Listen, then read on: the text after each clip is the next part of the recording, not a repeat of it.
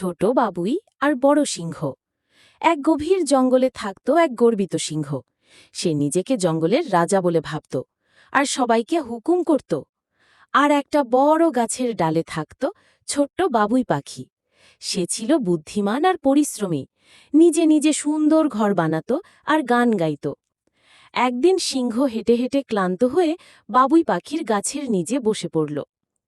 উপর থেকে বাবুই গান গাইছিল, ঘর বানাই ঘর সাজাই, নিজের খাটুনিতে স্বপ্ন বোনাই। সিংহ গর্জন করে বলল, চুপ কর, মাথা ধরছে, আমি বিশ্রাম নিতে এসেছি। বাবুই থেমে গেল, কিন্তু মৃদুস্বরে বলল, মাফ করবেন, আমি তো রোজ এই সময় গান গাই, এটা আমার কাজের আনন্দ। সিংহ বলল, তুমি কি জানো আমি কে? আমি জঙ্গলের রাজা। বাবুই মাথা নত করে বলল, আপনি রাজা, কিন্তু আমি পরিশ্রমী।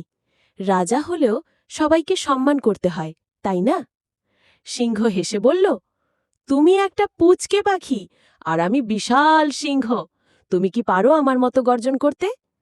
বাবুই বলল, না, পারি না। কিন্তু আপনি কি পারেন আমার মতো পাতার সূচে সুতো বুনে একটা বাসা বানাতে? সিংহ খেমে গেল। সে সত্যিই ভাবল, এটা তো সে পারে না। তার গর্ব একটু কমে গেল।